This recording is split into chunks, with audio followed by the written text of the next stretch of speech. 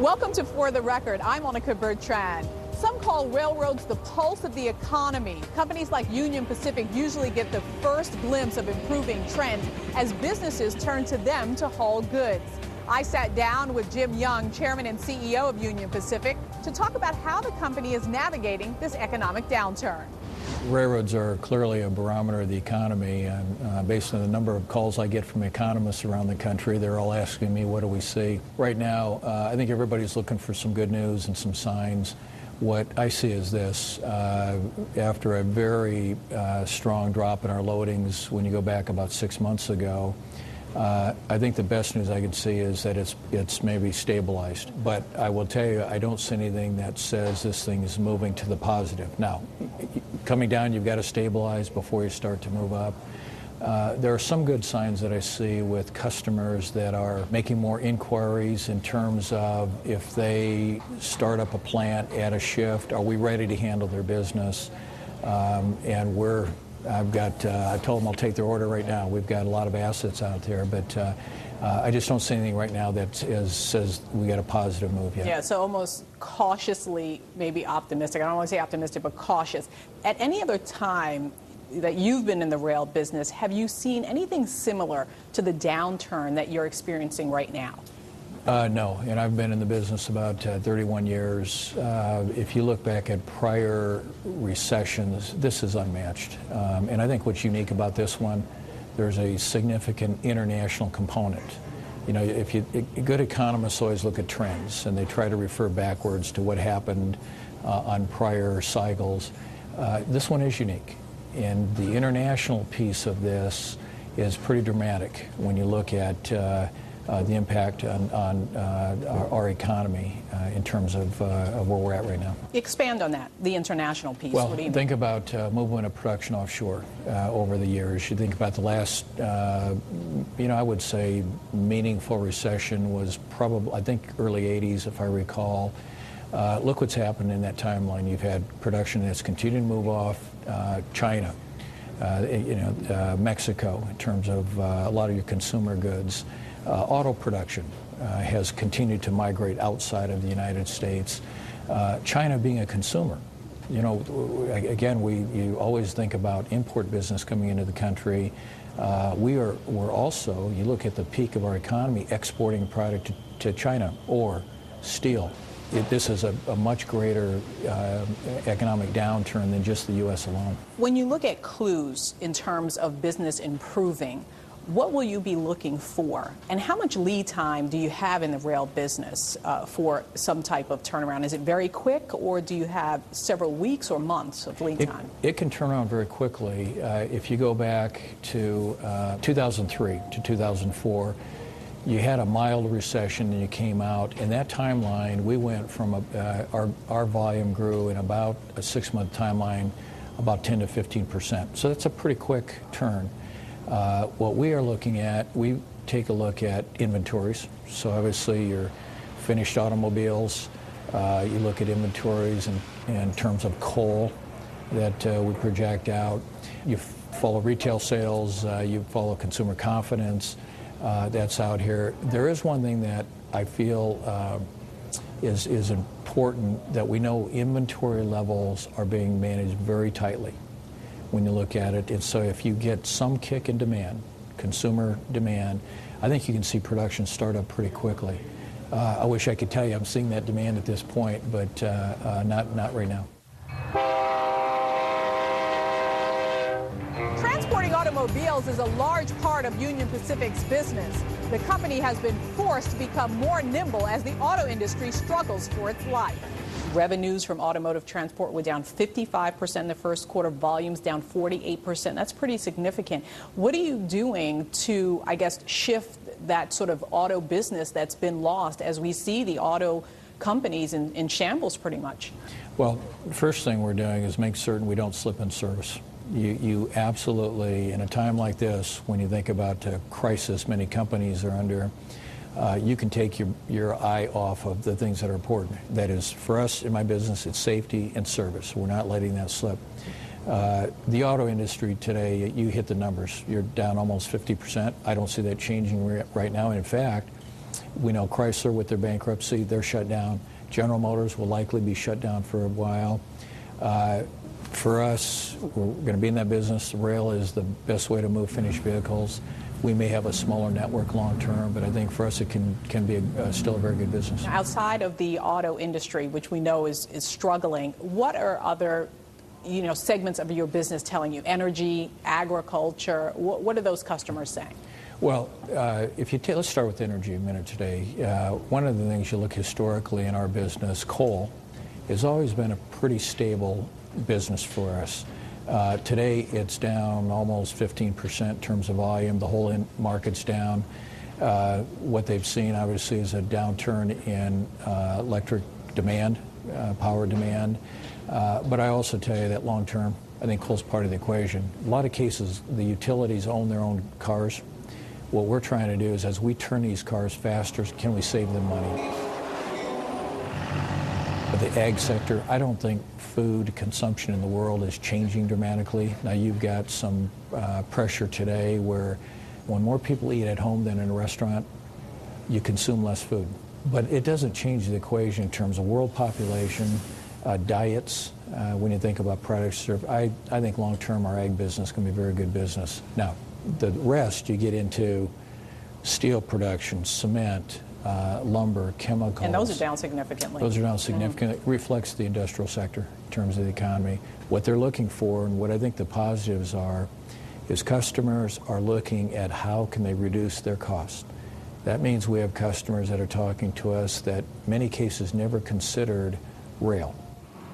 Let me ask you about sort of a segment of the business. I guess this is part of the agro, which is ethanol, because that seemed to be, much talked about, much touted, that was going to be a huge business, and it doesn't seem like it's turning out that way. Well, no, it's still a very good business. It has slowed down some, and there are a lot of dynamics going on in the market with the price of corn and the economics. You've had some bankruptcies in terms of some of the producers that are cycling through.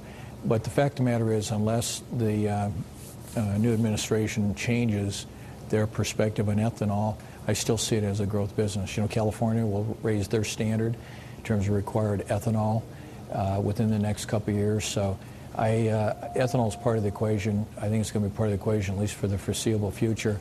What's happened is it's slowed down from almost no business to a substantial business. Significant double-digit kind of growth numbers. I think it'll be more of maybe a high single-digit number when you look at the next 3 or 4 years. It's been a cost-cutting story for the railroads, with Union Pacific being among the most aggressive. The company plans to reduce headcount by as many as 4,000 more workers this year. That's in addition to the 5,200 train operators already furloughed. But will it be enough to weather the worst recession in decades? How much more can you reduce? Is there anything left to cut in terms of costs at Union Pacific? Well, again, if volumes continue to deteriorate, you will reduce number of train starts. That will end up in more furloughs when you look at it. But across the board, I have every department, and I would tell you, I feel good about our team. They understand the financial dynamics. I've had people come in where they've looked at some spending that they've had that said, you know what, we don't need to do this right now. I have not issued an edict. It would be very easy for me to say everybody takes 20% out. Corporate America is littered with corporations over the time where they went too far, too fast. What I've done with our team is say, you understand the seriousness of the situation. I expect you to take a hard look at what you're spending money. And they've done very well. There's more that we can do. But I will also tell you, if volume, this still is in many ways a business that is a high fixed cost investment. When you look at locomotives, I've got over 2,000 locomotives in storage right now. I would tell you we'll be hard pressed to buy another locomotive for the foreseeable future. But there is no model that, what we're trying to do is work our way through this here. I've got those 2,000 locomotives. There's no market for them. They're on the books. We're depreciating them. The investment we made in new railroad, that's still there.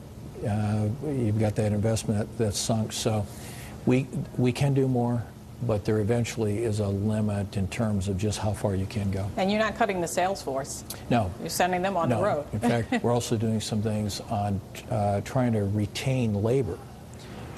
We introduced a program called Alternative Work that instead of the traditional model where if you were a railroad employee, an engineer, conductor, you were furloughed, you lost your benefits, you lost your pay. What we did actually last summer was introduced a program that for a certain percent of our employees, we're paying 100% of the benefits and we're bringing them into work about 7-8 days a week. What's that all about? You've got trained workforce ready to go when things turn around. But that leaves you with, I heard you quote, $7 billion of assets really sitting idle. How much longer, can you have those assets sitting idle in terms of, workers and trains and other things waiting for this turnaround? Well, where we're at, number one, no one predicted this kind of volume downturn. Even my experienced planners within the company, their definition of a serious downturn was maybe 10% reduction in volume. We're running today over 20%. You can't sustain a business with $7 billion of assets not generating revenues. What we're able to do on the labor side right now is, you read a lot about baby boomers retiring. Well, guess what? It is happening. And we are still seeing good attrition in our numbers. We're going to lose probably 3,000 to 4,000 employees through attrition this year. So what that allows me to do is to size that workforce easier, get the folks that are furloughed today back to work. You actually had a representative, I read, from the United Transport Union who praised you for handling the furloughs the way you are in terms of keeping some people on board with benefits and such. What lessons really have you learned over time in terms of labor, the unions, and what lessons do you think you're going to take away from this downturn that we've seen in terms of labor? Well, we're about 95% union in terms of all of our jobs, and it's 12 or 13 different unions that have an impact on our business. You always, in many cases, have this mindset of let's fight, and there are issues that sometimes we need to fight over. What I have seen with our unions, the presidents, they recognize they're smart people, they understand the business, they recognize what the potential negative is if the wrong type of legislation passes in D.C. This is a much better environment. Our industry went from an environment with the mergers, you look back last 15, 20 years, the discussion was always about downsizing. I mean, it really was. And we worked our way through that, and we enjoyed a time for the last 3-4 years where we were hiring. And I would tell you, it's much more enjoyable to run a business that's growing and hiring than where we were years ago, where we are today. But I'm confident our union leadership understands the consequences, and we can work together. Let's move to pricing, because obviously that ties into what the customers may be anticipating. Pricing has been depressed in the industry overall. What are you doing in terms of pricing and trying to keep it as stable as possible during this time when volumes are down and when business is low? Pricing is, in real terms, is still down. It's only been the last 2-3 years that the industry has been able to get some positive pricing. The Union Pacific in first quarter of this year, our actual core price was up 5 to 6%. Now, separate price from fuel charges. Fuel was down. In fact, so if you looked at our average revenue per unit, I think it was only up about 1% in the first quarter. What we're doing is selling the value proposition. And I will tell you, we've proven it time and time again that good service, customers see the value, they're willing to pay a higher price for that value because it saves them money. In a lot of cases, reduces their inventory costs. If they own equipment, it'll reduce their investment in equipment long term. I'm not going to tell you, the environment is tough. You look at areas like domestic trucking, the truck sector, they're very aggressive on pricing.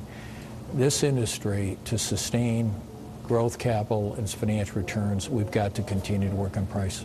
How long do you anticipate this sort of depression in pricing? Do you get any leverage at all in the next, 3 to 6 months, a year?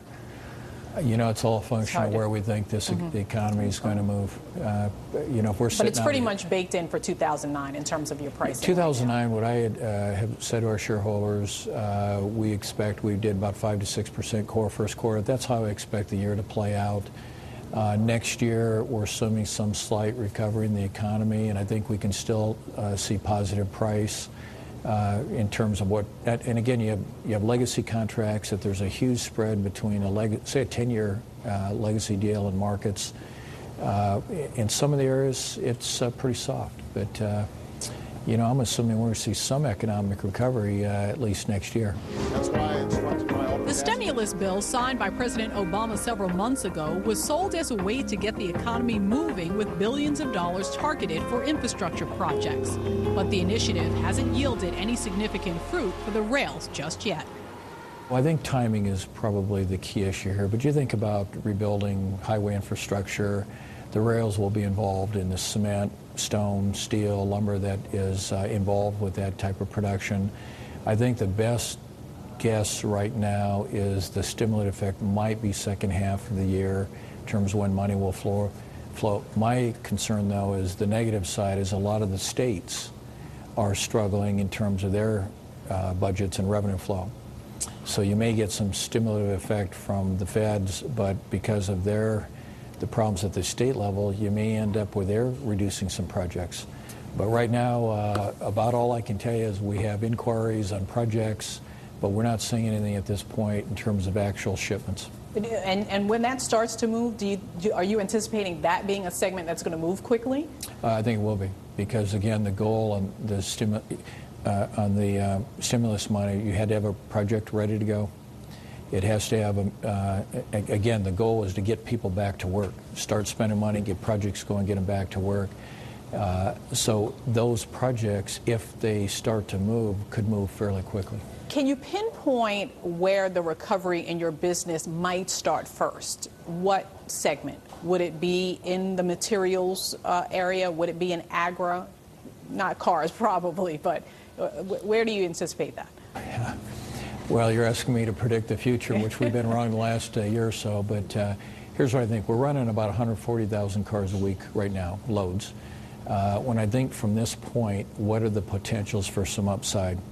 One, I would say, I think there will be a peak shipping season this year. What is that all about? I think holiday shipping, import goods coming in. That's going to depend on the consumer starting to spend some money. We should start to see that probably middle of summer, maybe August. That's out here. I think the ag business is going to turn around in the fall in terms of where we're at. I think you'll see some uptake there. This might surprise you, but I actually think the auto business will come off of extreme lows that you're going to still see the next couple months and start to pick up slightly on the back end. Why do you think that? What do you think is going to change? I just think the rate of sales today, and you think some of the incentives, where they'll pay $8,000 to turn in your clunker. Even in these challenging times, investors see Union Pacific's balance sheet as relatively solid. According to Bloomberg data, the company issued $750 million of debt in the first quarter and paid down about $250 million of that debt. Cash on the balance sheet is roughly $1.5 billion. Union Pacific also recently declared a 27-cent a share dividend.